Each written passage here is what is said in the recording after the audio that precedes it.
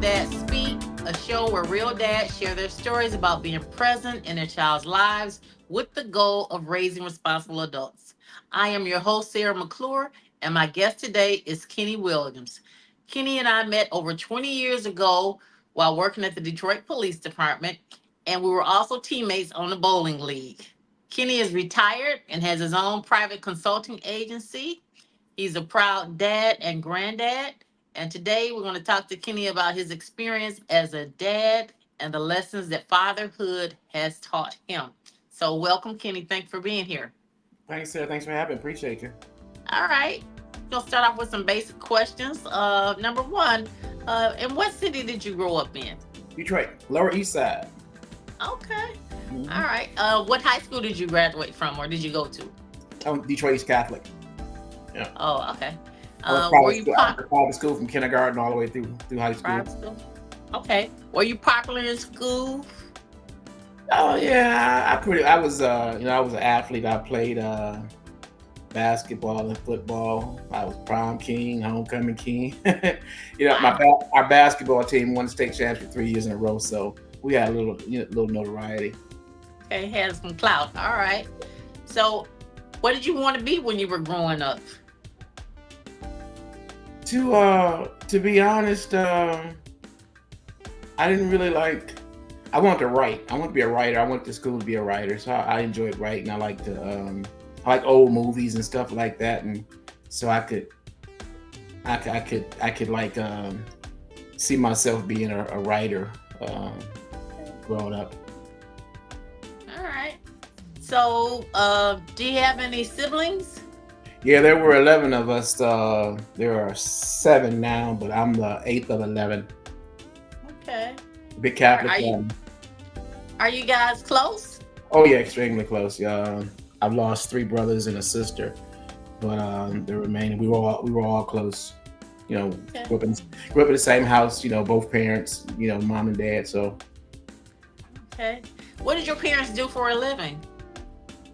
my dad worked was a foreman at a wasn't construction, and it was called machinery mart. I think it was something like some kind of parts and automation type factory over by Okay. 94 in Mount Elliott. But I remember he had a heart attack when I was like getting high school or right getting into high school, and he was retired after that. And my mom was a homekeeper. Okay. All right. So, when you were growing up, what types of activities did you guys do as a family?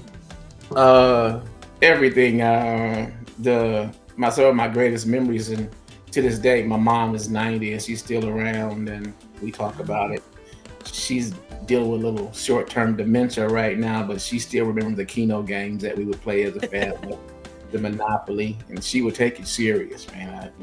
I mean, these would be Keno games that would start at 6 o'clock in the evening over dinner and end at midnight.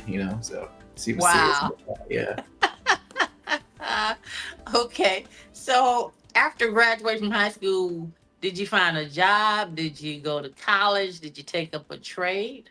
I actually went to school down in Tennessee for a year. Called myself to play basketball down there, walk on, play basketball. I stayed for a year. Played a little bit, got mostly homesick. People don't, I didn't realize that, not being able to catch the local bus home or get home with $10 worth of gas is a different reality when you're in a different state. So I got homesick and I came home and got in school up here, back in school up here. And I worked at a private restaurant that my brother was a chef at. He was one of like the biggest chefs in Detroit at the time. So I was a waiter at this private club downtown for a couple of years between high Okay. school. Mhm. So, you say you got home. You had never been away from your family before going to college? Oh no, definitely not. No, no. We did. If we traveled, we loaded the station wagon up. I was one of those true kids that sat in that back seat of the station wagon, being the youngest, and watched the Yeah. truck from behind. So, no, I never even flew until I was. Matter of fact, I caught the bus to Tennessee and Wow. drove back. So I hadn't even flown until like on my first trip was a college basketball game. Getting on the airplane, believe it or not, Wow. probably at Okay. at 17 or 18. I have a late birthday, so I was the youngest person in the class. As a matter of fact, if I'd have been born 4 days later, I'd have had to wait the whole school year to start school. Wow. December 1st was the cutoff. Mm-hmm. Made it about 4 days being born on 26. People don't know this, but my name isn't Kenny or Kenneth. What? My name is actually Kennedy. Oh. I was born. My mama went to labor watching President Kennedy's funeral, so she named me Kennedy. Oh. So Okay. um, I always thought it was Kenneth, but everybody we always called you Kenny. everybody does. All my paperwork says that, and even I have two birth certificates, one in New Jersey. I was actually born in New Jersey, so I have a birth certificate that was started in New Jersey, and the one in Detroit at Old General Hospital had me as Kenneth. So that's what when they went with. Okay. Now, who lived in Jersey? Your mom or your dad, or they both lived there and they came here for the factory job, or My mom was visiting her grandmother when she went to labor in Jersey. okay. But, but So everybody else, your parents are from Detroit. my parents are from. My mom's from New Jersey and my dad's from Tennessee, Okay. and they And met here in Detroit. okay. All right. Were they high school sweethearts, or Yeah. some relative had something going on and they met at a gathering? Now my dad was 11 years older than my mom. Um, I don't really, the funny thing about it is I'm one of the people that I have no 23 in me interest. I don't have that. I don't have that kind of curiosity. But I can't trace my family back any further, if I'm honest, than my father. I can I Okay. can I can never say I've seen a picture of my grandfather on my father's side or my mother's side. I know who they are, but Right. I've never had that curiosity. I've never had, I've never put myself just like I need to know this. You know what I'm saying? I always say Right. if I was meant to know, I know. I don't have that kind of curiosity. Okay. So your first job when you came back was being a server at a private Yeah, restaurant. yeah. So I've only had two. I've only had. Well, I can't say that no more. But back then I had one job. I was the waiter at a restaurant, and my boss, who I loved, and we worked for millionaires. We were working for the yeah. movie. I'm talking GM, Ameritech, all these, and I was in charge of MBD at the time. It's now Chase Bank, but Right. I was in charge of what we call the bank suite, which was where all the Chase MBD employees came to eat through their functions. I even traveled with them, went to their events and everything. Wow. And they were like grooming me to take over. Now keep in mind, I'm like 2021 at the time, so I'm real young. But they kind of knew I was kind of smart because I asked one of the brothers who was there, one of the young junior executive brothers. I said, "Let me ask you a question. Why do they stop talking when I walk in the room? But the other waiters walk in, they keep talking." And he told me straight out. He said, "Because they know you might be listening and might understand what you." So, so my boss, Wow. I love my boss. We got into it one day. I was late, and he was hearing the rumors and everything. And it's so funny. He got mad. And he sent me home. And I remember walking out the door. He said, "You ain't the boss," and he goes, "Yet." And I never forgot that. And so I'm walking to my car. My car was parked in Capitol Park, and there was a bus stop right there. Across was McDonald's right there. There was a bus stop, Yeah. and it said apply for the Detroit Police Department within. And it pointed to there was an office, believe it or not, there was an office right there on Griswold where Okay. you could apply for the police department. And I was like, I'll show you. So I went in and applied. And I had never been in any trouble. I had never even had a parking ticket, never been arrested, any of that kind of stuff. So within 2 weeks, I was taking the civil service exam. And I never forget this. Most people were telling me that they were like a year, 18 Yeah, months waiting. Right. investigations. I applied in November. I was in the academy in April. And Wow. yeah, yeah. Wow. They really wanted you. They really Yeah, wanted and you. it's so funny because I actually applied to the state police and they accepted me that Saturday. And Detroit called me that Monday. I remember Sergeant Robinson called me that Monday because he had called, left a message, and I didn't return the call. And he called me back with an attitude. He said, "Man, do you want this job or not?" And I was like, "Oh God."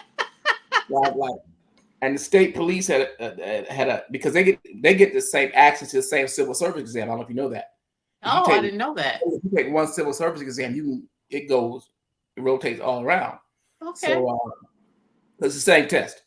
Okay. So it's the same. So they called me, offered me a job that Saturday, and I was gonna go to state police. But then I was talking to the one recruiter, Dale Christian. Yes.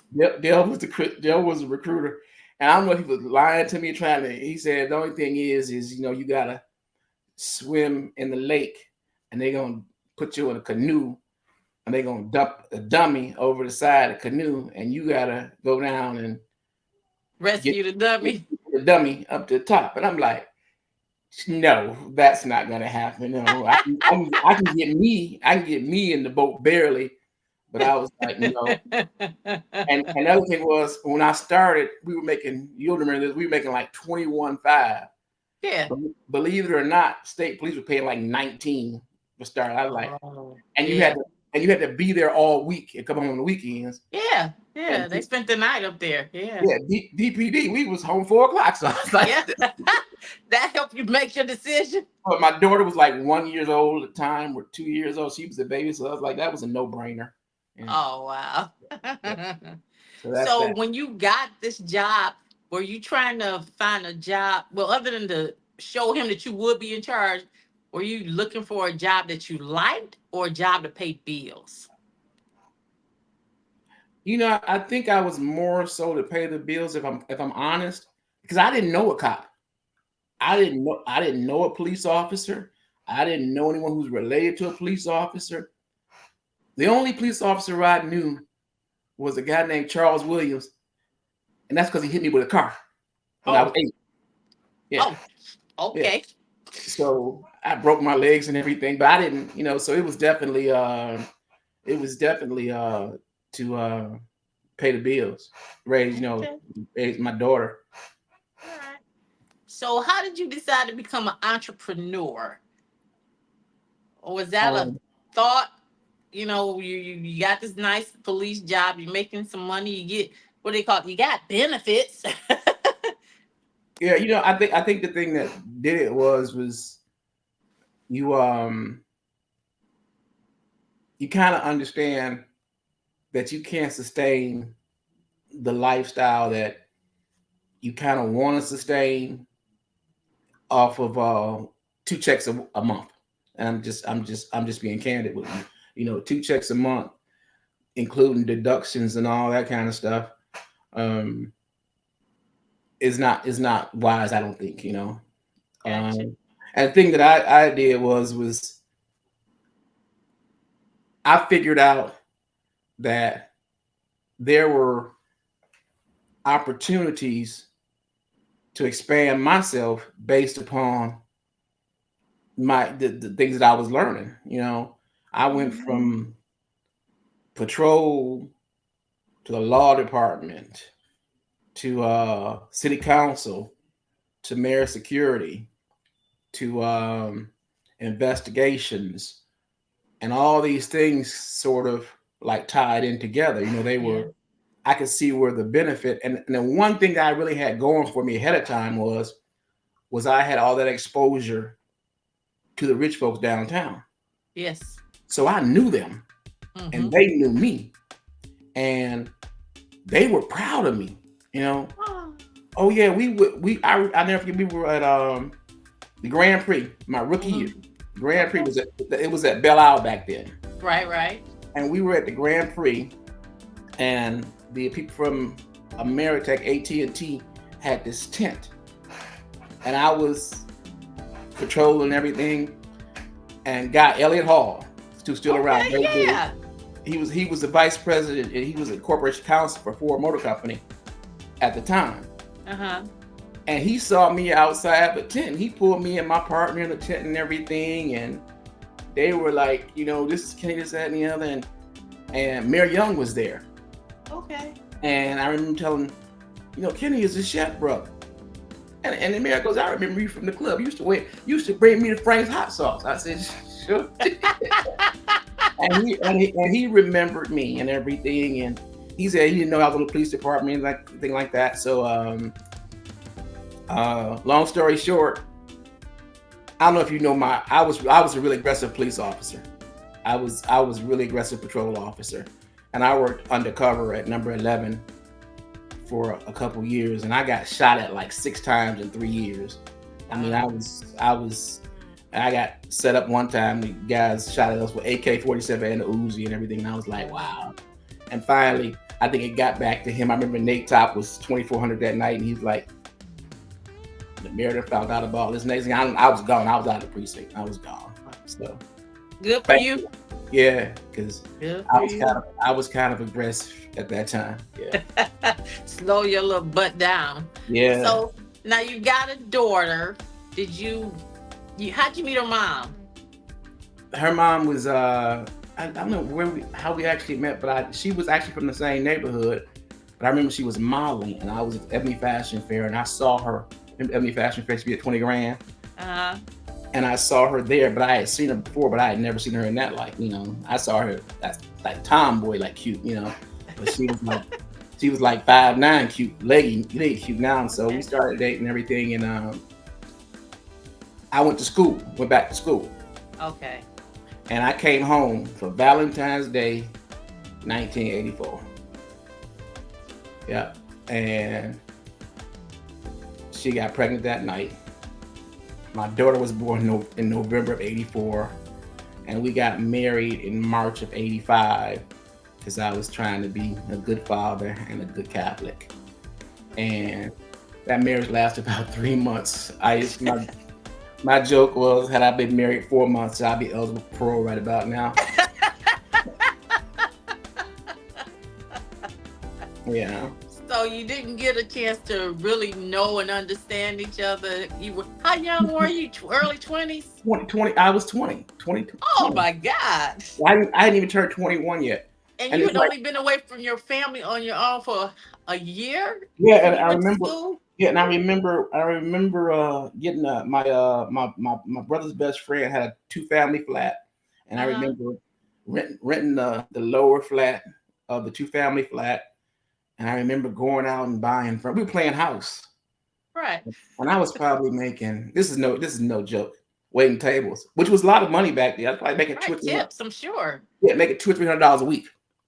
You know, That was that's it. good. That was good Yeah. money. But that was good back Yeah. then. If you figure you only gonna get $20,000 from the police department, that's probably pretty good money.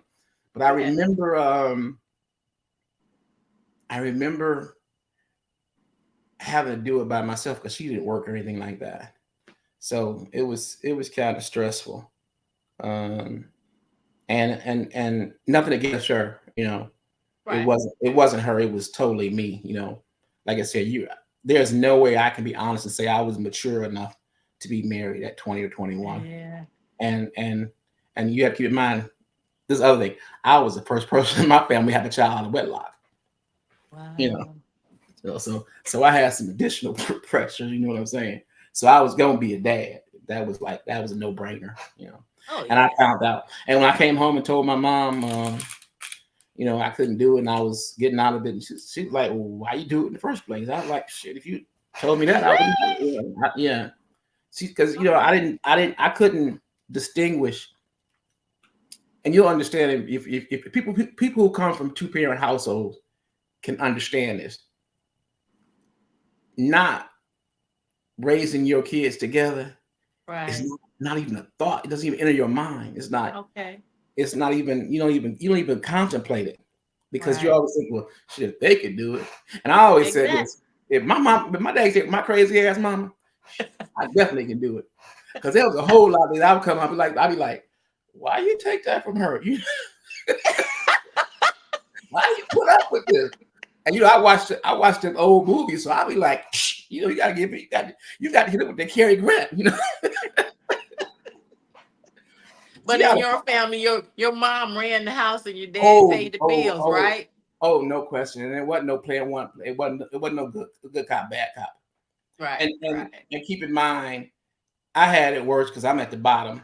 But How I'm did you have it worse? Because you're supposed to be spoiled. You're next nope, to the young. You're one of nope. the youngest ones. When No. your dad 41 when you born, Okay. he tired.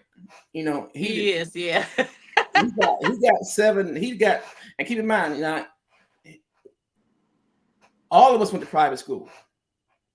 He working and he Oh coming yeah. home and he going to I sleep mean, and eat. all he did was, my dad had two things. He cut the grass, he fished, and this dude would barbecue in February. He'd be out on that back porch, and when he had a heart attack, he wasn't supposed to drink anymore or smoke. Mhm. I remember he stopped smoking for sure, but he never stopped drinking. He was cheating. He would do little slick shit, like, excuse my French. He would add a Pepsi to the vodka to make it look brown. You say add a Pepsi to the vodka, not add Mhm, vodka to the Pepsi, huh? mhm. Okay. And then That's hide the cute. little bottle. All right.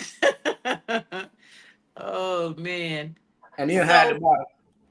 that's cute. That's cute. So after your daughter, did you plan to have more children? The greatest regret in my life is not having, I regret it. Two things I regret. I regret never going to the military, because I think that would have been good for me, um, Yeah. especially later on in life. Oh yeah, And benefits that they have yeah, are yeah, excellent. yeah, especially when they took our benefits. You know what I'm saying? That was Yes. uh, that, and not having more kids, because I have paternal instincts. Luckily, I'm like, my grandkids are with me 80% of the time. That's nice. So that's even, and I don't care. I don't know if you have grandkids, I have one. but being A a grand, grandson. I have a but being, grandson, not granddaughters. I wanted a granddaughter, but a daughter just went and bought a dog. So Mhm. Well, that's I have a 19-year-old grandson and a 14-year-old granddaughter, and I okay. don't care. I don't care what anybody says. Being a grandparent is much better than being a parent. It's you're more established. You have more. Yes, You're smarter. I mean, keep in mind, yes, I and was you have 20. more money to spend Right. on them. Yeah, resources different, But I was Yeah, 20 when she was born. You know what I'm saying? I was a baby myself. right. Yeah, yeah. So that's the difference. Yep. Yeah. So did you ever think about getting married again? Um,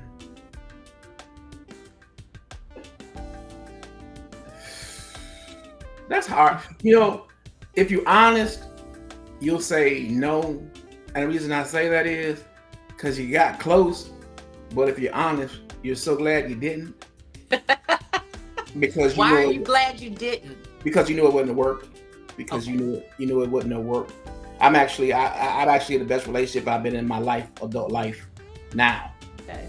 because there's no pressure. You know what I'm saying? And Right. I'm not, Right. I'm not, I'm not afraid of marriage. I think that marriage is actually more attractive the older you get. The idea of growing old alone kind of scares me. So, so I'm not afraid of that now. So, Okay. Would you have considered a woman who already had kids? oh, absolutely, absolutely. Just Okay.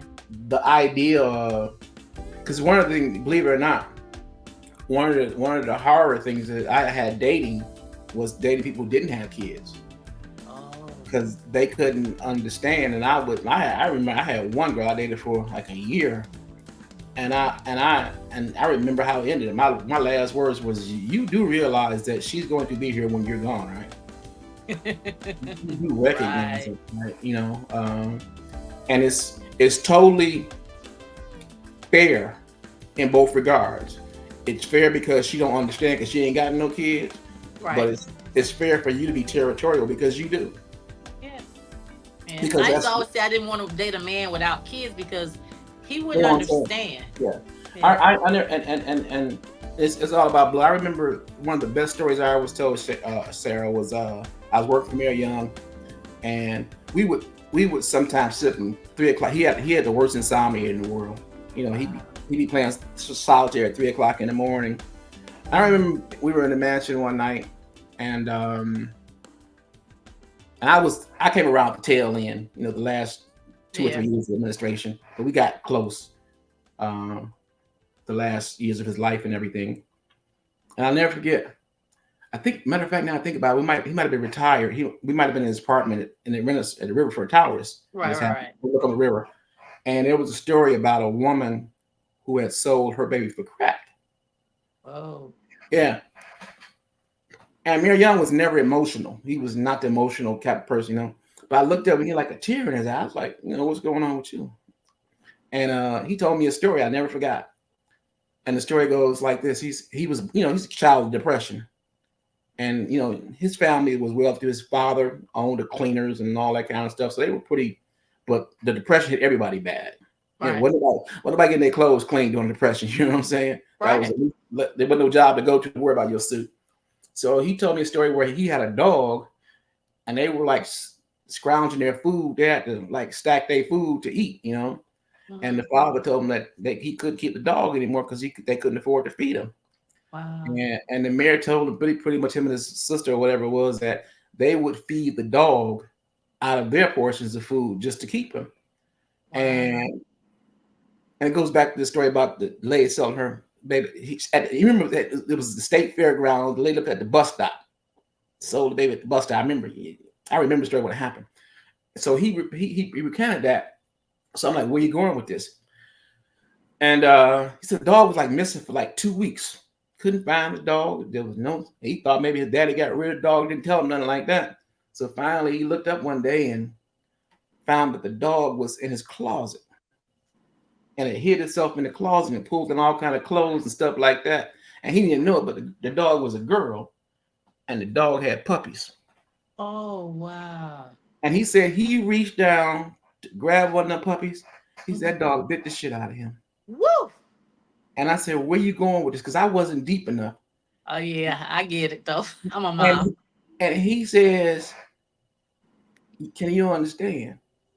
I sacrificed so that dog could live, and that dog loved me, but she wasn't sure what I was going to do to his Her puppies, babies. and Mhm. she bit me. I different, and it came with a saying I never forget. He said, "A dog take care of its own," and that's what parenthood Man. always represented to me. You know, if I ain't got it, you got it. If I ain't got it, we'll figure a way to get it. You know what I'm saying? Right. And it's not even about the material things. Sometimes it's more the emotional things. You know what I'm saying? Oh, yeah. I feel you. I feel you. Yeah. So before before you had your daughter, before she was born, what what were you excited about when you found you was gonna be a dad?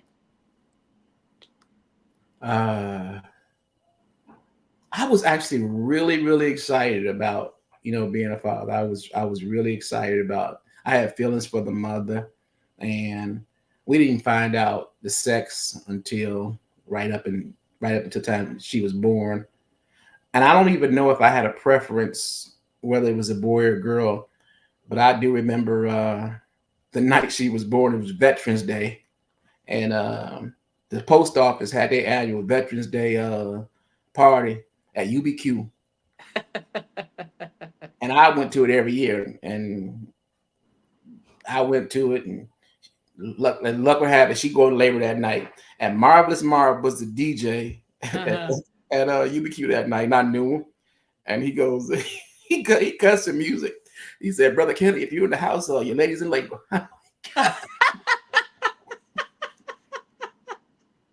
That's too funny. And it snowed like 6 inches. It never snows like that in early November. Wow. And I remember having to like getting stuck, getting out of the parking lot and everything, and going down to the hospital. And she's born in the same hospital I was born in, not receiving, but old Detroit General. Oh You yeah. know, on St. Antoine. Yep, yep, yep. Well, Yeah. across from the The what is courthouse. it? Recorder's court. The courthouse. Yeah. Yeah, across from Recorder's court. Wow. Yeah. Wow. Full circle. Mm. So your daughter's born. She's older now. Yes, he'll What be types of four. activities did you do with her when she was a kid though? What did you guys do? She was my road dog. Wherever I went, she went. And all four of my sisters all lived in different states. Okay. So I had one sister who was in the military, one who was a professor in Wisconsin. My parents moved to Florida, so she would when she wasn't with me, she was with them. Okay. That was intentional. Um, I got custody of her when she was 3. Oh, okay. Yeah, I fought for custody and got custody of her when she was 3 or 4. Her mom had remarried, and I didn't like their dynamic, Okay. so I took custody of her. And I put her through private school too. She graduated and went to college and everything like she was supposed to go. She got pregnant in college, so that's how I became a granddad. I sent her Okay. to college to get a degree. She came back and gave me a grandson. So, So she had never. Well, I guess she had been away. She'd been with your parents. oh yeah, she What she, does- advice did you give her when she went to college, though? You know, when you were sending her off to college. I mean, did she go here in Detroit, or did you let her go out of state? you know it's so funny is that she had never. This was summer I think of 2003, and we had never been around apart from extended. And I went to DC to do a fellowship at the Police Foundation for 6 months, and that Wow. was the first time she'd ever been around her mother for any alone. And the rules were different, Right. I'm one of them. I'm old school. I'm street light. I'm like street light, front porch. Daddies. You Yeah. know, whereas her mom was more liberal. She could have company. She could have and once a animal taste freedom, you ain't getting it back in the cage. You ain't having. Like I said, when I got back home, by the time I got mine, I didn't recognize the whole dynamic, and you know, Wow. so she was away at school for that fall. By the time I got home, and like I said, rest is history. But I count my grandkids as a blessing, so that's a good thing. Oh yeah, Mhm. absolutely, absolutely. So, what did your daughter want to be when she was growing up?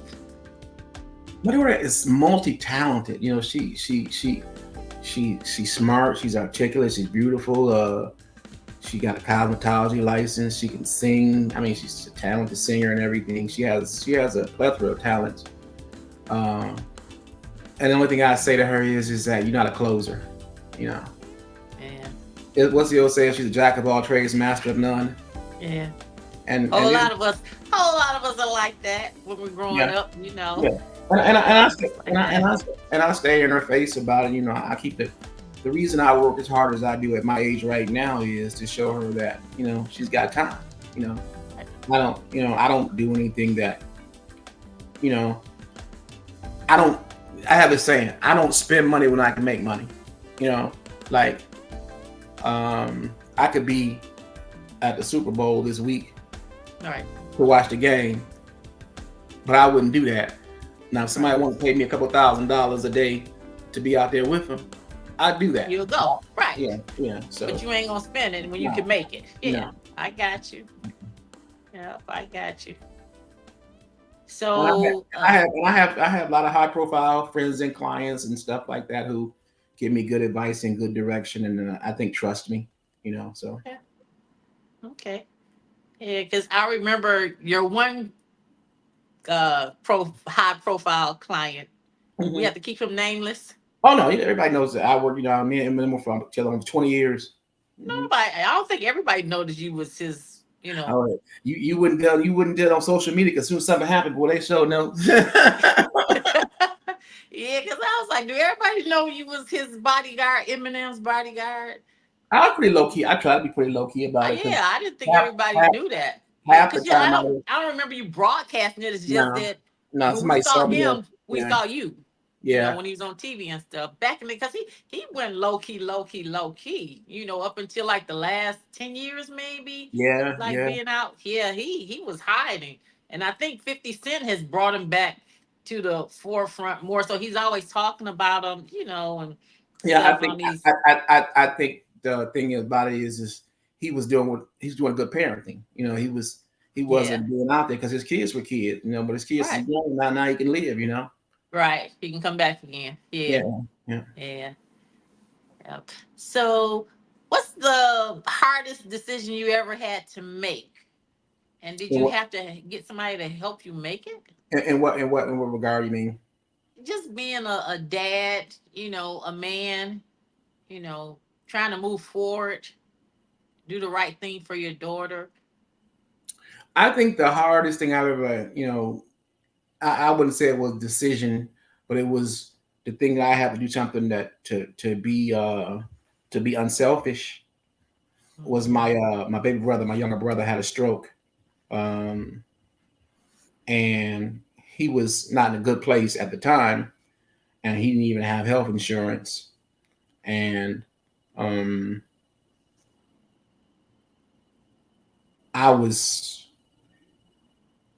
You got an older brother? I have three older brothers. I'm the only girl and the youngest. Okay, so Yeah. you have to talk to your brothers about this. Okay. They may never tell you this, Mm. and they may have never been told this, but inherently, somehow, some way, the older brother feels like it's his responsibility to take care of the younger sibling. And it doesn't matter how many other brothers and sisters you have. Right. It's an individual. It's a soul thing. It's something that you give to yourself. Your parents don't tell you that you have to do it. It's just something that's innate and it's in you. And when he had his stroke, he had the bad one. There was like no coming back from. He was basically, you know, he could see you, couldn't talk, couldn't speak, couldn't walk or anything like that. Basically pretty catatonic. Wow. But I would go to the hospital or wherever he was every day and Mm. sometimes just stay 2 minutes just to be there that one day that he was okay, you know.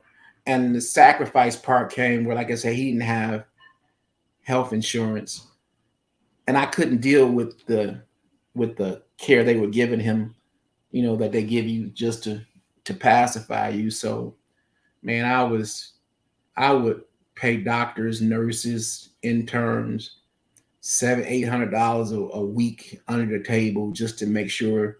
I mean, probably to the point of $20,000-30,000 a year or 6 months just to make sure that he was treated with, you know, dignity and all that kind of stuff. You know what I'm saying? Um, Mm. so that was the hardest thing, but it was only hard because uh, you can't. It's like when they say a parent burying a child. You can't fathom that somebody younger than you Right. got it bad. It's just a natural thing, you know.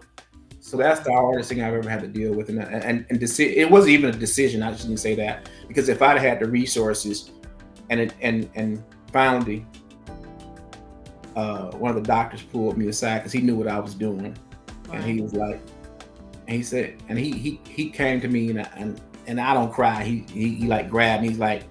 He said, "Ken, if you had $1 million, there's nothing you could do. Wow. But the idea that you want to do it should be enough." And I was like, "Okay." Yeah. And he Okay. passed on like 6 months later. So Wow. Whew, that's a lot. yeah, A lot. yeah, he hadn't even hit 50 yet. So it's, you know, wow. Wow. Man, that's that's a lot. Mm. So you have three siblings up underneath you? I have Three that you two sisters now. Okay. My brother Okay. was a twin. He had a twin sister, and I have a baby sister. They are one's in North Carolina. She's like the interior designer for the East Coast Stars, and my baby sister's a exec at Bank of America down in Dallas. So, Okay. Wow. and all their kids are doing great. So, Okay.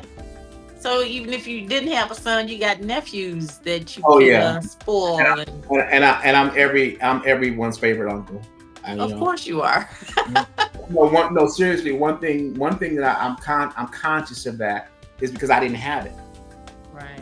I didn't have uncles and aunties that were like involved in our lives. So, like I had, if I have a if I have a nephew that's going through, like I have a nephew that graduated law school in Mm. Boston a couple of years ago.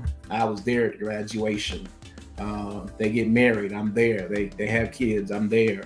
Um, whatever's important to them, I make sure it's important to me. My thing is, you know, you rack up a whole lot of American Express points for flying, so I'll jump on a plane in a minute. You know what I'm saying? Wow. So it sounds like, I was going to ask you, is there something that you had as a child that you believe your children are missing out on today? But it sounds like you missed out on having that extended family, and you want to make sure that your children, your grandchildren, and your nieces and nephews don't miss out on that. Is that correct or close to? Yeah, and the funny thing about it is my greatest memories are the family gatherings and the extended family, the family reunions. But Okay, they, so you but they did were, have those. yeah, but they were, a year or 2 years apart.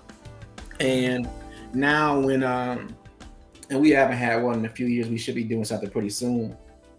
But like the last like really major one we had was when I shouldn't say major one was my dad didn't tell everybody how sick he was, Oh, and we were in Florida, and we went all the sons and him. We went deep sea fishing with him at like 6 o'clock that morning to go deep sea fishing with him. And if you ever been deep sea fishing, you know it's about an hour and a half to get to where you're going to go fishing. So it's a long wow. boat ride. Yeah, people Okay. who are watching know this. It's a long boat ride to get where you're going to go to get deep sea. You know. Okay. So unfortunately, the night before, all of his sons went partying in strip clubs and all that kind of stuff. So we were all effectively drunk Okay. and hung over for the deep sea fishing that starts at 6 o'clock in the morning. Suffice it to say, we didn't sleep and we went straight to deep sea fishing. And this one time we went, they had a galley, they had a kitchen, and I'm talking about the grill. And I'm sitting there, I'm cool, but I'm chilling, I'm laying down, I'm sitting on the bench, just chilling. And my brothers all decided to go eat, and I'm watching them. And Sarah, this chef throws like a block of lard. I ain't saying butter. I ain't saying Lard. Wow. lard. Literally a block of lard on the grill, one of them long grills, and just start throwing bacon, ham, and eggs on the same griddle and watching the lard melt and stuff cooking. And I'm sitting there saying, "Oh my god!" And my brothers and them was all stacking around. And my oldest brother said, "Can you eat?" I said, "I'm not eating anything. No, no, not with this stomach. No, no, no, no, no." And they all got sick. They all got seasick. And Mhm. it's 50 people on the boat, not just us. Okay. We hadn't caught a fish until my brothers all got sick and started throwing up over the side of the boat. That's when the fish started. So the lard and the other stuff attracts the. Man, Sarah, the jelly, my brother-in-law put some jelly on his plate and the shit was floating. So What? that's how greasy it was, right? Oh wow. But the good part of the story is like no one knew that my dad was sick and we were all together and he died 2 weeks later. Wow. But we were all there. And he was so cool that, he was so cool sitting there fishing, fighting the fish and everything. The irony is my dad would probably still be alive. No, he'd be 100, but he might, because he has a sister who lived to be 100. Okay. My dad was living in Florida. He would go fishing in the ocean and always take his shoes off and get in the water. And some parasite bit him or something. He got poisoned leg. And being there by himself, being an old southern stubborn person, he didn't tell nobody till the Oh poison got too far on his leg. wow. And I Mm. remember that the doctors came to us and told us we could amputate his leg and he might be able to save it. Might. And my brother looked at him like, shh, don't cut that man leg off. He'll kill you when he wake up. He old military dude from down south. Don't cut that man leg off. Wow. That was not gonna happen. Yeah. Mm. But he went out on his terms, you know what I'm saying? Like I said, Right. that's what a way to Yeah. go. Yeah. What a way. Wow. Man. So you've been able to take care of your brother, your nephews and stuff. Who taught you about handling money? Was it your mom or your dad? Or a Shoot. brother? I don't know. I guess somebody once told me I complained one time about taxes, and I remember the guy who told me, he said, you know why you paying more taxes? I said, no, because you're making more money. Yeah. And that's the whole thing. You kind of know where you are. And I've always had this like thing where I watch people couples that struggle, Hmm. and I'd be like, I can do bad by myself, and I can Yeah. do good by myself. And I realized, other than that 2 month marriage, I've never cohabitated with anybody. I've lived alone, So every bill that comes, I gotta pay. Right. If I want nice things, I gotta pay for them, and I'll figure it out. Right. Yeah. As an adult, did you ever have to ask your parents to help you buy something, purchase anything, like when you were in your early 20s? The last thing my parents gave me was $25 when I got on the bus to go to college. Okay. That was the last cash I remember. Uh, and and and I know it was the last because I asked for something to come back home and they said no. So All right. So your daughter's out of the house and everything. Has she ever had to come back for financial assistance? oh yeah, hell yes. You know, Okay. um, she works and she does her thing and everything, but it's like I wouldn't want to be. You know how people say it's like I don't know. I don't know if I want to be young in this day and age. You know what I'm saying? I don't. I don't. Um, I don't know if it's that illustrious. I I think there's more opportunities, but I think like which I don't do very much. I'm not really big into social media. The thing I don't like is the thing that irritates me more than anything else. When I watch people primp and they do that thing where do that thing they do their reels and they gotta tell me I'm beautiful. You gotta tell me I'm beautiful. Tell me how pretty I am. Oh, yeah, yeah, yeah. And the Oh, selfies and all of oh, that. Yeah. nothing irritates me more. It's like you need affirmations. And I think I'm honest about it. I think it's low self esteem. I I know. think That's what I believe. Because if you go on some people's page, all you see is pictures of them, and I was like, I don't get it, but oh I'm well. like I think I've taken one selfie in my whole life, uh, and I didn't post that. Somebody else posted it, but I Yeah, don't. I'm not real big on because yeah, it's a double edged sword. You can't have it both ways. You can't say stay out of my business, mind your right. business, when all you do is put your business in the street. Right. Especially with people who travel and tell you where they're going and everything. Okay, don't say shit when your house get broke into. Right. When all your stuff gone. Because you told me I'll be for the next 4 days. Okay, Yeah. all right. And I learned to be private a long time ago. I think that one thing I think irritates me about people about me is one thing Coleman Young taught me, and I took it to heart. I never forgot it. He said, "You ain't never gonna stop folks from talking shit about you. It's True. your job. It's your job to make sure they don't get it right. And nobody gets it right with me. Nobody gets it right. Yeah. Nobody. I hear stories about myself. I'll be like, damn, yeah, okay, that's a new one. No, I never did that. No, never. Mm-mm. And I don't even swat it down. I was like, you believe that? And then Yeah. the one I really can't stand is this is when I can't stand. Well, I heard. Right. Somebody said. What is that? Or when a friend of mine had come back with a long, detailed story about what somebody said, go into detail, and I'll be right like, you know me? We friends? Well, how did the story get that far? Because I just shut that down. That conversation probably would last 30 seconds as soon as I saw where it was going. Because you can't talk to me about somebody I know and I call a friend. Yeah. I just, True. that ain't who I am. Now, if I That's true. talk, now when I talk shit, I do it intentionally. When I leak, when it's something to get out from my mouth, it was meant to get out. It wasn't Right. no accident.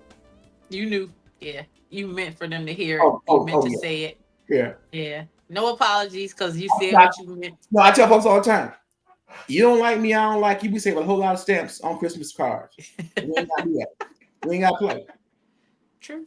That's That's true. the that's the Lower East Side in me. I tell folks all the time, it's in there. Right. Just because I don't show it, it's in there. You gotta Mm-hmm. understand. I was that Catholic school kid that had to come home to the hood between the BKs and the Errol Flynn's every day Uh-huh. without Woo. without getting caught up. You know, Right. I had a basketball gave me a little ghetto pass, but I had to get home and I saw some stuff. I just Mm-hmm. chose to ignore it. You know, Gotcha. Yeah. when they say Mac and Gray, I'm pretty much Mac and Gray. Okay. All right. So now financially, you say you uh had to help your daughter when she was in high school. Did you buy her a car? Oh yeah, the day Okay. it was self professing. You know, it was I was tired of like my grandson. First thing I did when he and my granddaughter right now. The plan is she's 14. The minute she turned 15, she go and drive straight. Because I'm tired of being A oh chauffeur. oh it's I couldn't wait. I couldn't wait for my daughter to get a license. I couldn't wait for my grandson to get a license. I can't wait for my granddaughter to get a license because they got to do every day. And Mm-hmm. I want them to do that because I wasn't, I caught the bus. When Right. we being young like I was, like I told you, I couldn't get my license until I was senior in high school because I had Uh, just turned 16. I was 16 until till the end of November, my senior year of high school. So most kids was a year ahead of me. They was driving, right. so Yeah. oh, and it wasn't about driving up. He wasn't driving no license without no license. Because one thing about my daddy, the police came to our house, they was right. Ooh. No, they was Mm. right. I don't care what No I don't matter care what what. I don't care what you said, they was right. And he's one of them dudes like he didn't say the police. You know what they said? The law. Oh. Okay. Mhm. He said the Wow. law come on my porch, knock on my door, they right. Mm. I'm tell you go with them. Wow. So you Mhm. already knew. Keep yourself in order. Oh yeah. Wow. Oh yeah. It was I mean, and then I found out later on part of the reason he left Tennessee was because of some here it is. Which Well, was he was kind of making sure y'all didn't make the same yeah, mistake. yeah. I was like, he was dead when I was like, what? I was like, I heard the story and they would only bits and pieces. They would tell me, my older brother that he had a son down there. He knew the whole story. I was like, don't tell me. Like I said, I don't have that kind of curiosity. Don't tell me no more. I ain't curious, Yeah. I Because know enough. if I want to find out, I can find out. I don't want to find out. No, I Yeah. ain't that curious. Yeah. So your daughter went to private school. Did she ever catch the bus? Has she ever been on public transportation? Or you was like, man. To this day, I can tell you we were joking about this not too long ago when we were having like a family chats and stuff. Everybody was around drinking and everything. She's never caught a bus that I know of. She may have now as an adult, but she didn't. She didn't. She didn't as a. Yeah. Luckily, in grade school, when she was in grade school, little Catholic school was right around the corner from my house. It Okay. was right around the corner, so she could. And I would even take her to school then, because I didn't want her walking around the corner to school. Typical daddy. Typical Yeah. daddy. Well, you know Yeah. what my thing was I never wanted to live a life where something happened. Wasn't no saying if it's predictable, it's preventable. I've kind of lived my life to make sure that if I can eliminate the ability of bad things happening, why not do that? You know, like Yeah. my granddaughter, it's like blows me away. Like my grandson, it take an act of God to get him out of bed for school back in the day. When my granddaughter at 5:30, I can hear the light come on. I can hear the halls. I can hear the shower. And she's out walking to the corner for the bus to pick her up at 6:30 Wow. in the morning when it's still dark outside. And she'll text me, I'm on the bus, knowing, and Wow. I wake up to hear the text. So I go back to sleep and everything. But, you know, what if I don't do that? And the day I don't get that text, I jump up and Right. be like, why I didn't get a text? So I think it's a Right. good, yeah. I feel you. Yeah. I feel you. So you say you really didn't get a lesson on money. You kind of just trial and error, I guess. What you've learned, you taught your daughter. Are you going to teach your grandkids the same? As far as like managing your money. I hope so. I'm just being. I'm just. I don't know how much. I. I don't know. I just know what's in my checking account. because of what's what when my check stub comes, you know what I'm saying. I know how much my pension check is. I know it's in my account, but I probably haven't opened a pension check in 6 months to even look at it. And my day job check is direct deposit, and my hustles are my hustles. So I have to, I have to do invoices for those, and I invoice those, and they get direct deposited, and I know I got some money in from my retirement, my investments, and that if he don't call me, I assume everything is good.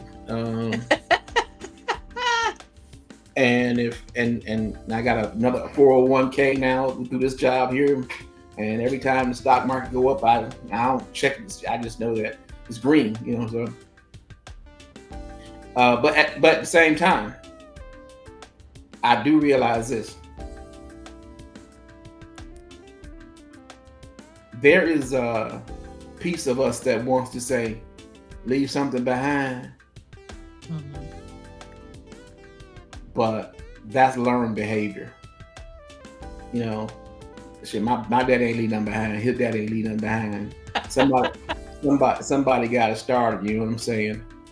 Right. Like, so hopefully I'll leave something behind, and the right person will take care of the family. And that's the other thing about having a small family. Only having so many kids and so many grandkids. You hope that you don't lay too much of a burden on them. And not saying having a whole bunch of kids is a burden, but it's good if like you have 10 kids and they're all great. Right. But if you have 10 kids and 8 of them fucked up, you put a lot of pressure on them last two. That ain't fair. You know what I'm saying? Yeah.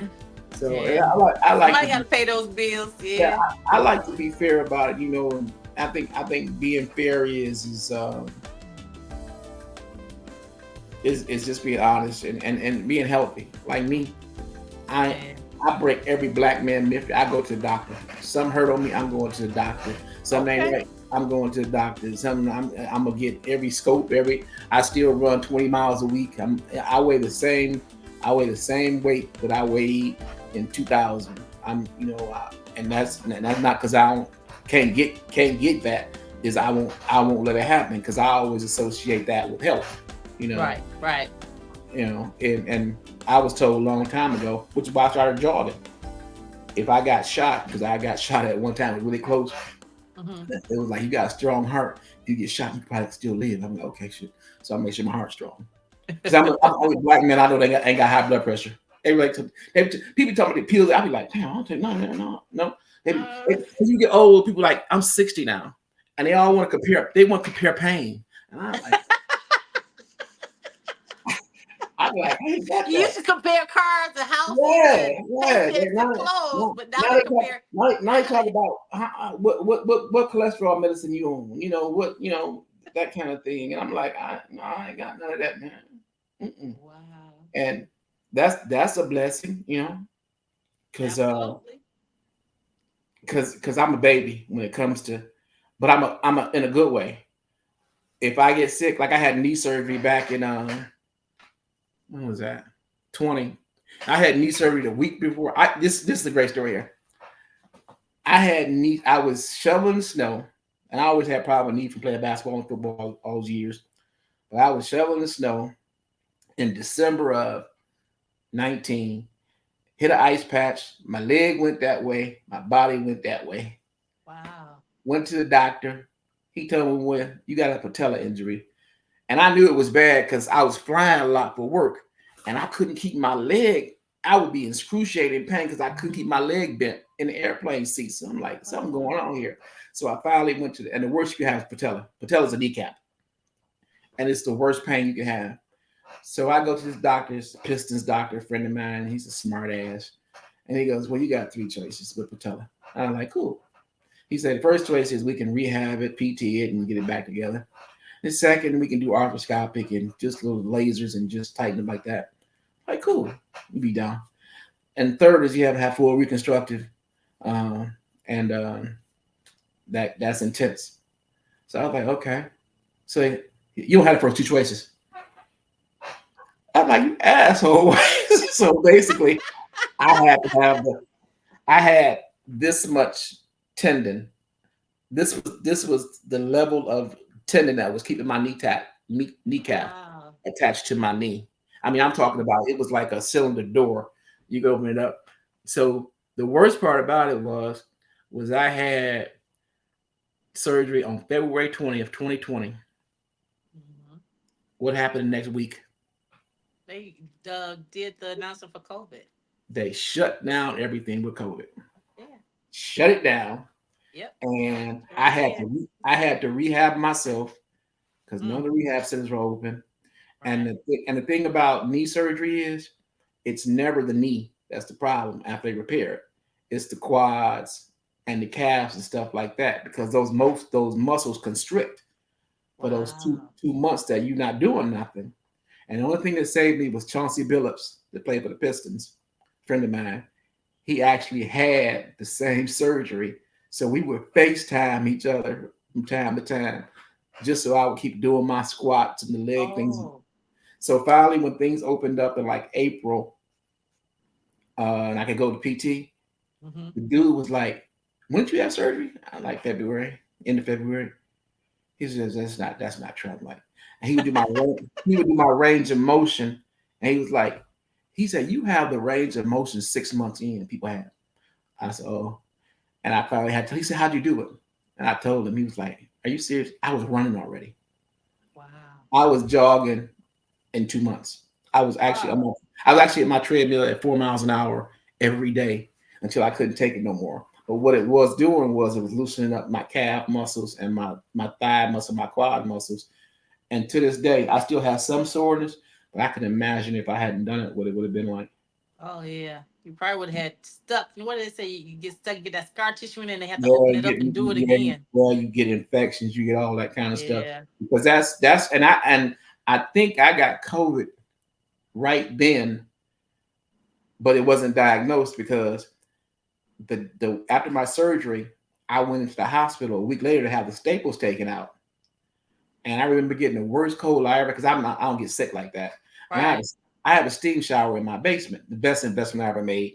If Mm-hmm. anybody get a steam shower, I got a steam shower when I built my house, put into my basement, and I sat in that steam shower every day for like an hour just to sweat it out of me. And I remember the thing about it, I was so afraid of getting an infection in my knee because the wound was open. I would wrap plastic bags. I would I would have crutches. I would have crutches going down the stairs, and I'd have two or three glad black plastic bags wrapped around my knee, just so I wouldn't get an infection. Wow. Yeah, Determined to stay healthy, but that's good though. yeah, That's yeah. good. That's Yeah, good. I always think like that because if my mom's 90, my dad's siblings and his aunts and stuff all live to be like 100. So we got good genes. There's no cat cancer in the family. Knock on wood. So That's good. yeah, Hey, that is a blessing. So getting back to being a dad, yeah. what do Sorry, you I think? segue. Yeah, what do you think is something that every dad should know about their children? Their personality, Okay. really, really to because my dad didn't know me. My dad, No. no, my dad didn't have a clue. He loved me, but he loved me in his way. I don't remember ever hugging my dad. I don't ever remember him telling me he loved me until he was probably dying. Wow. Um, but he loved me, but he loved me on his terms. Hmm. And the thing that I try to do with mine is to love them on their terms, knowing that they're different. They have different personalities, different things affect them differently. And the one thing that I really learned to do was to stop projecting because the things that didn't bother me as a Hmm. kid Right. destroy mine. Ooh. Oh, if I say certain things to my grandkids or my daughters, like I just destroy them. It's like and I be in deep inside, it's like man up. That's it. You mad? You pouting around. You still mad about 2 days ago? You better let that go. and then you learn to to humble yourself and understand that their reality is so different from yours. Like Yes. like this whole social media age, you know what I'm saying? Yep. Um, to understand the pressures that they have, and to every once in a while, unscripted, unsolicited, say I'm proud of you, I love you, and even when you might be feeling like you're full of shit, have an out of body experience and say, you know what, we get it next time. Yeah. Yeah. That's beautiful. Yeah, Yeah. What qualities do you value most in yourself? loyalty, Okay. loyalty. One thing I can honestly say, contrary to what some things I heard about myself, I've never I've never betrayed anybody in my whole life. That's good. Conversely, conversely, if you come after me, I'm not an apologist either. I'm coming back. I ain't that turn cheek brother. I ain't, you Right. I know. was gonna say you not to turn the other No, cheek. no, I'm not a pacifist. You believe I'm an eye for an eye? oh, absolutely, Okay. absolutely. You know, I'm not about retribution, but my famous saying, everybody says it's a tribute to me. I ain't gotta push you in the traffic. More importantly, I ain't gotta push you out the way. You know, if you gonna hit that, you know, that's gonna happen to you.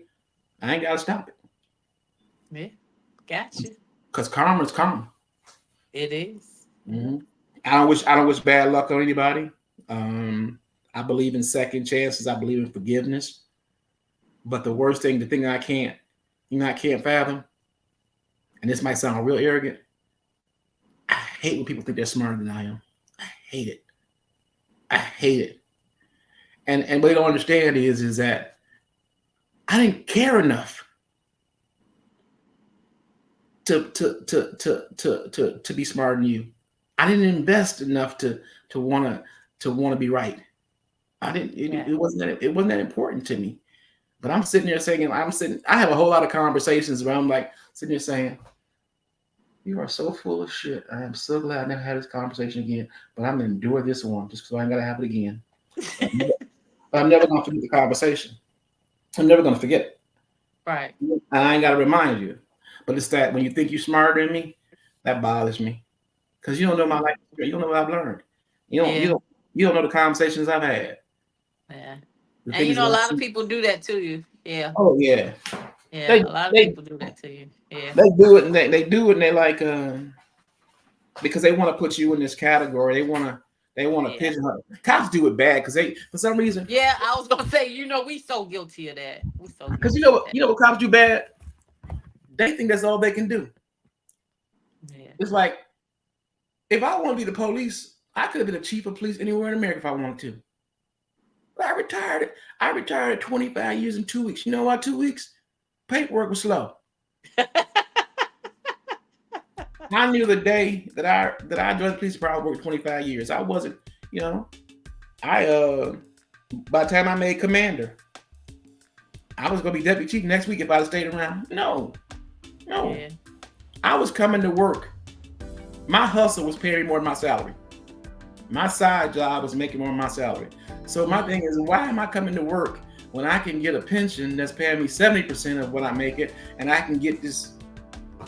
That's added money. That's because I'm living Extra. off of this. Yeah. Yeah. That's extra. And That's that's extra. and that's the one thing that I do impart upon young officers. Get a hustle. Yeah. Get a hustle. Because everybody kicked my ass. Ooh.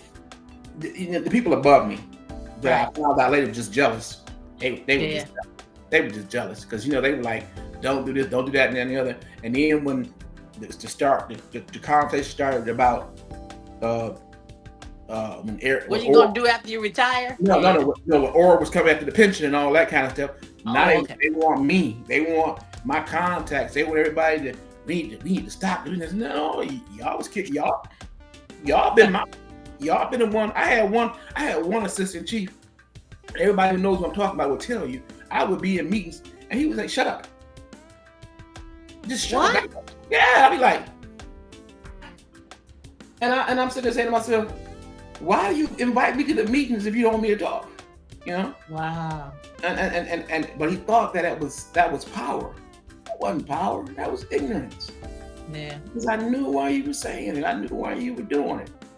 I was the threat. Yeah. I was the problem. But you Wow. didn't know. It didn't bother me because you, you this job became my hustle. Coming to work became my hustle. Wow. The last 5 years with DPD, I didn't work for DPD. I worked for me. Exactly. I showed Yeah. up for DPD. I got a check for DPD. I did my job for DPD. But you know, they won't tell you. Nobody talks about this now. But the 4 years I was in charge of Central District, I was downtown. We didn't have one fatal shooting downtown. Wow. One. You know why? That's impressive. You know why? And Wow. you check because I went to all the club owners and Hmm. told them I'm putting a moratorium on 18 and up parties. Okay. All the parties on Fridays and Saturday nights after 8 o'clock were Uh-huh. 21 and above. And I went to the club owners, and I'll never get the guy who owned Floods. I love this guy. I sat down. Now we were having issues with Elysium and Club Blue and the network. We having all kind of problems, all kind of stuff. Just fights and stuff like that. And I was in DC. I was in San Francisco one time. I was in San Fran with Eminem, and somebody got shot right in front of the network. They got shot in the leg, Sarah, Wow. but they bled so much, and the fire department didn't come and spray the blood, clean the blood up. So the next day, Dan Gilbert had some folks in town for investments, and they saw the tape and the blood out there and everything. Now they calling me at 8 o'clock in the morning Detroit time, but it's 5 o'clock in the morning West Coast time, and I got like the call from the mayor, the chief, the assistant chief, everybody and their mama calling me, and I'm like, am I a suspect? Shit, the way y'all calling me, you know. And what I realized it was the image. So Oh. so okay, now my thing is we've identified a problem. Leave me alone and let me solve it. I met with the club owners and told them an 18-year-old has no value in your club after 8 o'clock p.m. because Right. the kitchen's closed by 10. They can't buy liquor. They just taking up space. And the real problem is it's little 18-year-old girls Oh. because they're there. And the dudes who got jobs that worked all week on a Friday and Saturday night, they going to let their hair down. They done bought these little heifers drinks all night and everything, and then greased them all up for later on. And the dope man swing in at 2 o'clock in the morning and take the girl and ain't bought one Wow. drink. And so Mm. what happened is the dude gets outside, now it's confrontation, and the car right out front. So they ain't got guns on their body, the guns in the car. So if you Right. remember, I turned downtown Detroit into a ped zone.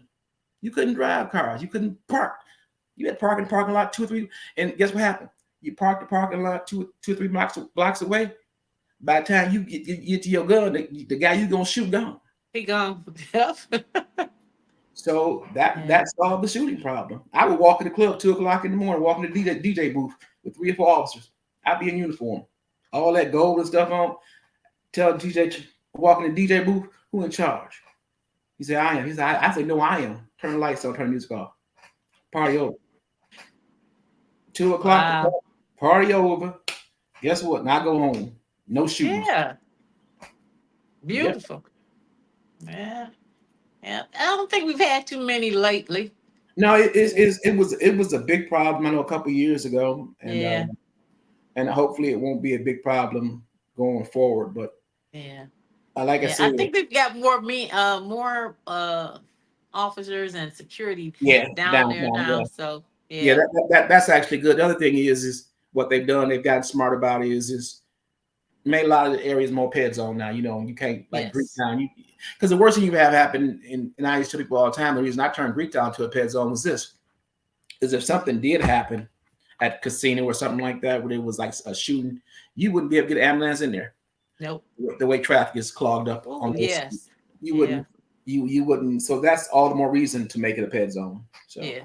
and you Yeah. know, it's like when I changed the fireworks. If you remember remember how the fireworks used to be? they used to have that line of barricades going right down the middle, all the way down.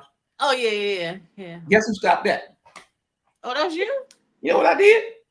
I turned it into a Y. Okay. So it would barricades towards that, towards Cobo Hall and Mm-hmm. towards the Renaissance Center, and I put officers in the middle of the barricades. Because what was happening is he was having fights and stuff like that, and officers couldn't get to him because they were in the crowds. Well, I kept the Yeah, barricades clear so the officers could get anywhere in the plaza, and that stopped all the shootings downtown. that makes No, sense. no fireworks. Well, Oh yeah. well, good job, sir. Hey, Good I'm jobs. yeah, I'm talking too much because I ain't did a podcast before. So.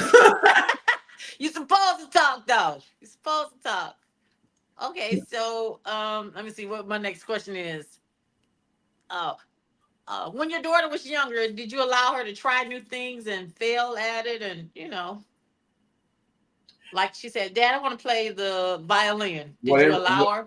Do I want to whatever be a cheerleader? whatever Huh? she wanted to do, I encouraged her to do. I definitely Okay. and whatever event she had, I went to. Yeah, she cheerleaded and she was in certain clubs and wanted to do stuff. And yeah, I totally encouraged her. Yeah, I think the worst thing you can do as a parent is have your kids sitting at home all day. Because Yeah.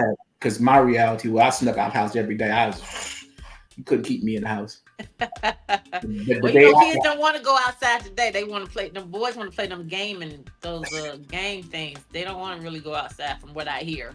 Sarah, I'm telling you the things that I hear now. I'm just like, and maybe it was my parents, maybe my older brothers, but I never smoked weed. I think I smoked cigarettes, smoked cigarettes. But I remember playing sports in the street and raiding people apple trees and cherry trees and pear. Yes. That was the most trouble we got into. It wasn't none of that stuff. I was mannish, I was all about the girls and all that kind of stuff. But I wasn't bad, Right.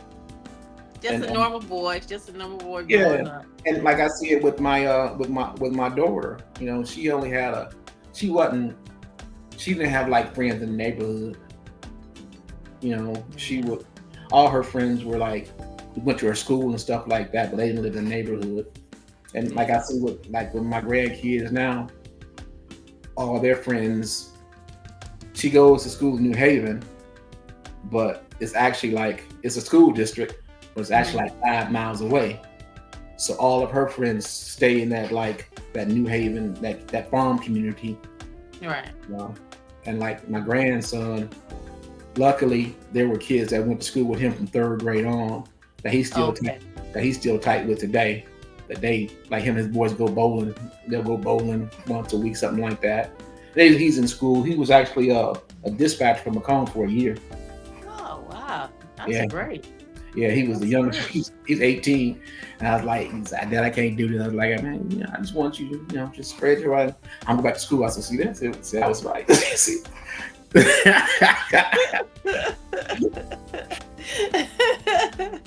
But they, like I Oh said, man, I could be more proud of my grandkids. They're awesome. They're gonna be okay. You know, that's good. That's good. So, um, what skills do you think are most valuable in being a dad? listening and having the most important thing is I ain't here to be your friend.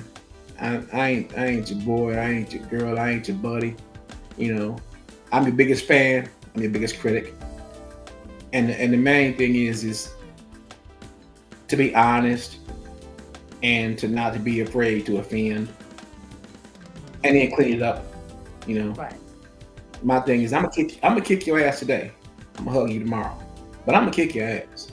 You know, and I'm not physical. I never whipped my daughter. I never Mhm. once. I think I spanked her one time. She was like 5, and I never forget it. No, she was like I think she's like either first grade or second grade, and she was going to this Catholic school on the east side, and I was going to pick her up. I would go pick her up every day from school. I worked for the mayor, I think, at the time. I had a police car, so I would go pick her up. And the, the, nun would sit outside on the stoop waiting for the parents to pick the kids up. And then one day I get there She's not there sitting there. So I'm like, I know her mom ain't picked her up. Told me she picked her up. I ain't play that. Nobody picks her up, not even you, without me knowing it. So I get out the car. I'm like, "Where's Kanisha?" And she points inside the school.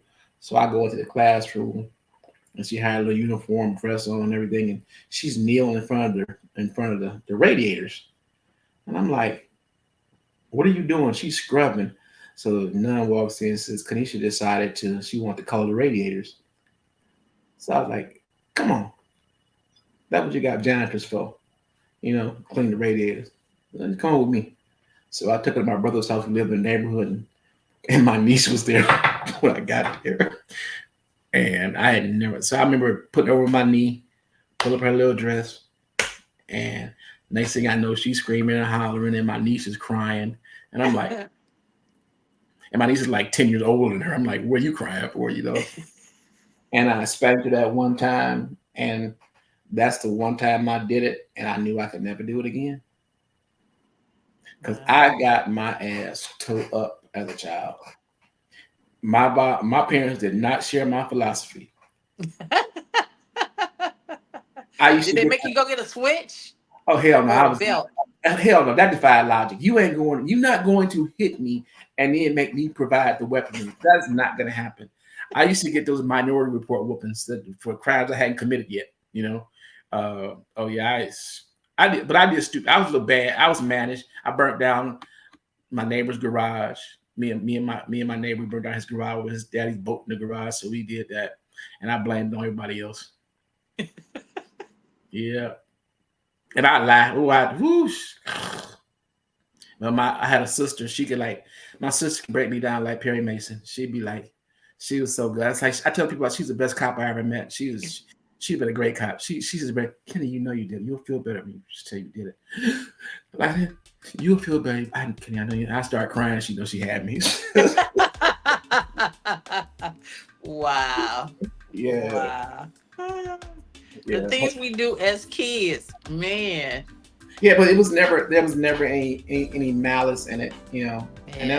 that's where I know I'm blessed because even when like my daughter offends me or my grandkids offend me, they don't do it with malice. They don't Right. they don't do it to hurt you. They don't. They just living, and you Yeah. gotta Being honest. Yeah. and you gotta provide and acknowledge and allow for kids to mess up. You just hope it's not the mess up. I'm still Right. one of them people where like Jalen's out driving. I bought him a new car when he turned 18, so I know that it's not gonna be a car issue. So when I Right. bought the car, one of the things I did was I paid for all the oil changes, all the maintenance and stuff like that. All you gotta do is take it, no excuses. You know what I'm saying? Right. And it's rubbing off every once in a while. You get rewards. Like last month, I told him he need new tires. So we went to the tire shop, and I told him I would pay for half the tires. Uh-huh. And he picked the most expensive tire. And that was one of those lessons that you taught that you didn't know you were teaching. You were teaching him quality without teaching him quality. And it's like now when he goes shopping, he'll do the thing. He'll go shopping for himself and everything. And we got a Kroger by our house. We way northern suburbs. We got a Kroger by our house, and I don't buy Kroger stuff. I buy the brand name stuff, and I Uh-huh. know, and I don't know if it's better or not. I just know and I'm watching, and he does that too. So it's the lessons that, and I kind of feel like this era, and I think I'm right. I think the best lessons that you teach are unintentional. Yeah. Is that you never really know how much they're watching, and you never know how much effect you had on them.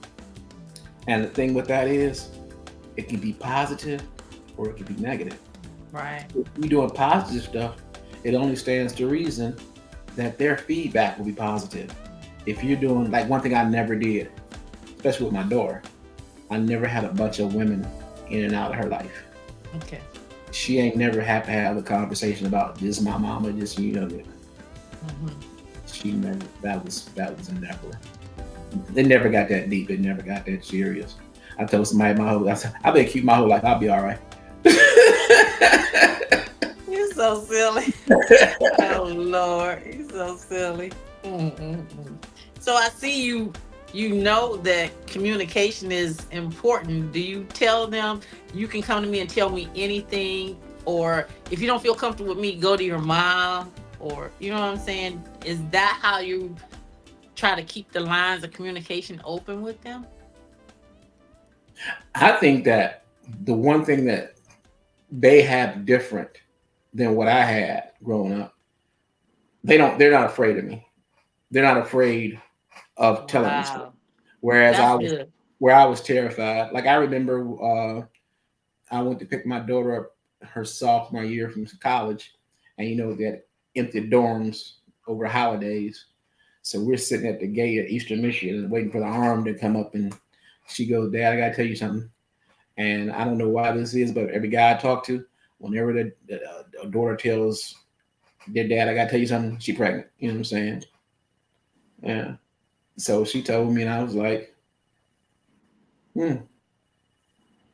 And I think she had just turned 20, or was 19, turned 20, and I don't remember having a whole bunch of conversations, but I was like, "So what's your plans?" Wow.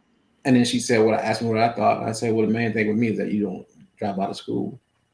That was my priority."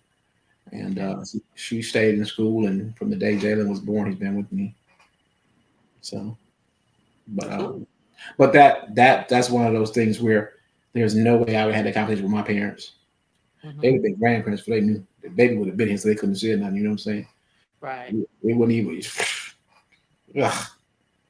I wasn't even living home when when she got pregnant, and I was like, I was scared. I was in Nashville. I was like, I'm scared.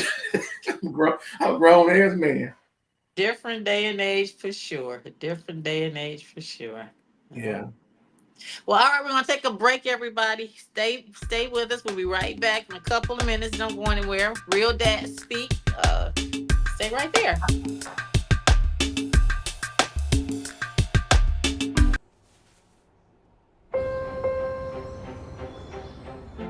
My name is Sean Williams, and I am the founder and president of the Dad Gang Incorporated. The Dad Gang is a support group for Black fathers, and we are on a mission to change the way the world views Black dads. I do agree there's a misconception about Black parenting.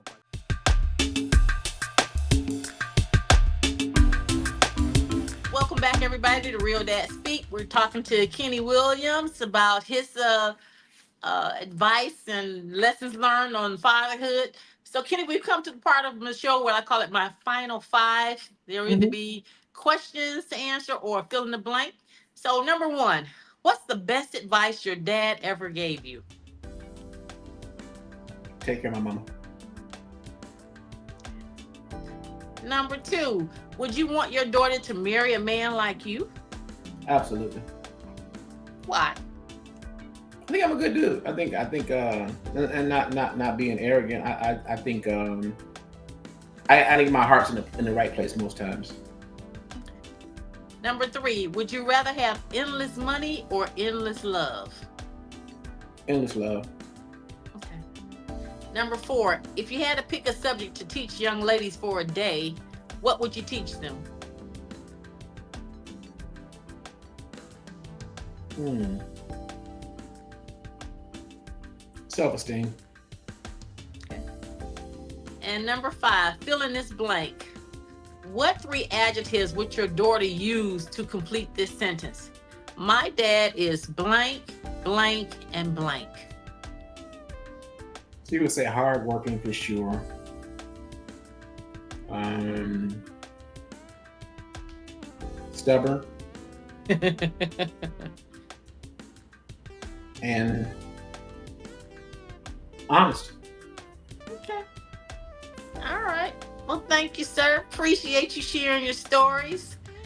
And looking forward to talking to you soon. All right, good. Maybe I'll catch up with you on the links this spring or summer. Yeah, Just you're come out. right. You I'll can, catch you better at a restaurant. yeah, we'll, you you we'll, you can we'll do lunch. you can drink on a golf course, can't you? Of course you can. The person got And me smoke through your it. cigar. There you go, Sid. Perfect. I'm just saying. Thanks, sir. I appreciate you. All right. Thanks, Kitty. Talk to you soon. All right. Bye-bye.